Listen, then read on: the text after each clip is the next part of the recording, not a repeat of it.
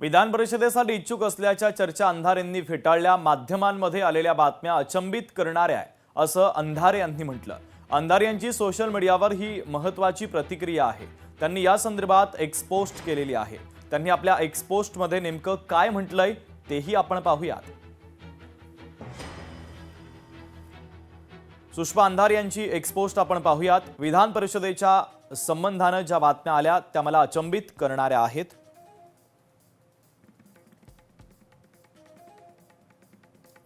मी 6 तारखेला ग्लोबल हॉस्पिटलला ॲडमिट झाले। 12 तारखेला माझा डिस्चार्ज झाला।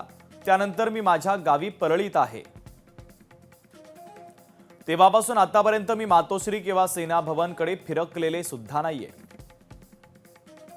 कोणाची जागा कुठे आहे हे नेतृत्व उत्तम प्रकारे जाणतं आणि नेतृत्व जो काही निर्णय घेते तो निर्णय आमच्यासाठी शिरसावंद्य आहे असं शिवसेना उद्धव बाळासाहेब ठाकरे पक्षाच्या उपनेत्या सुषमा अंधारेंनी म्हटलं। पक्षातल्या कुणाशीही माझं कोणत्याही जागेसंदर्भात किंवा कुठल्याही प्रकारचं बोलणं झालं नाही असं त्यांनी म्हटलेलं आहे। पुढची महत्त्वाची बातमी, खासदार प्रणिती शिंदे यांना धक्का बसलाय, कारण खंदा समर्थक भारतीय जनता पक्षाच्या संपर्कात आहे। रॉकी बंगाळे भाजपच्या वाटेवर आहे। बंगाळे हे सोलापूर महानगरपालिका निवडणुकीपासून नाराज होते आणि अखेर त्यांची नाराजी आता उघड होत असल्याचं पाहायला मिळतंय। रॉकी बंगाळे भारतीय जनता पक्षाच्या वाटेवर आहेत। साताऱ्यामधील भाजप आणि शिवसेना वाद प्रकरणी दुरावा नाही, मात्र आमच्यात गैरसमज नक्कीच आहे। साताऱ्यामध्ये जे घडलं ते चुकीचं आहे, शिवसेनेचे आमदार नरेंद्र भोंडेकर यांनी वक्तव्य केलंय। दुरावा म्हणता येणार नाही, पण मिसअंडरस्टँडिंग आहे का साताऱ्यामध्ये तो फारच चुकीचा झाला, कारण ते पालकमंत्री आहेत तिथे आणि एखादा अधिकारी कोणाच्या तरी दबावाखाली जर समजा पालकमंत्रीला रक्त लागेल असं जर हे करत असतील तर ते चुकीचं आहे। मॅसेज काय जातो, जसं आपण प्रश्न केला आपल्या मनामध्ये आला की बा काय दुरावा झाला, नक्कीच संपूर्ण महाराष्ट्रामध्ये हा प्रश्न निर्माण होतो आणि किती लोकांना उत्तर देणार। भविष्यामध्ये मला असं वाटते की मुख्यमंत्री साहेबांनी उपमुख्यमंत्री साहेबांनी एक असं चांगलं कोऑर्डिनेशन करायला पाहिजे।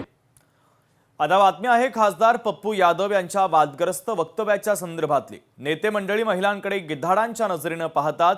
पप्पू यादव यांच्या या वक्तव्याने आता नवा वाद उफाळून येण्याची शक्यता आहे। खासदार पप्पू यादव हे नेहमी कोणत्या ना कोणत्या कारणानं वक्तव्यांनी चर्चेमध्ये असतात।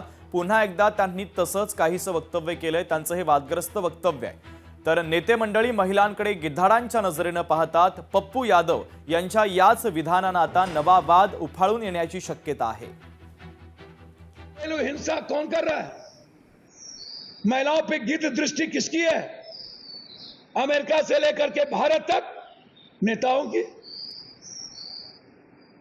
बिना नेता के रूम के बगैर 90% महिलाएं राजनीति कर ही नहीं सकती।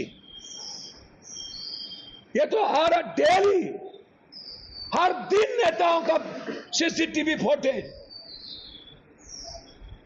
औरत को नोचने की एक नई संस्कृति बन गई। नहीं, ऐसी बात करना देश की संस्कार संस्कृति के लिए और महिला के एक इमेज के लिए बहुत बड़ा गलत ये बयान किया गया है। ऐसे लोगों को छोड़ना नहीं चाहिए, कोई भी रहे, कोई पार्टी का हो। इस प्रकार से स्टेटमेंट करने वाला व्यक्ति जो है वो समाज में रहने लायक नहीं।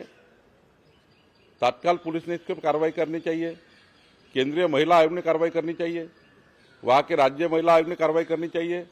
ऐसे लोगों को परमानेंट जेल में डाल देना चाहिए। लोकशाही मराठी ऐका, पहा, जागरूक रहा।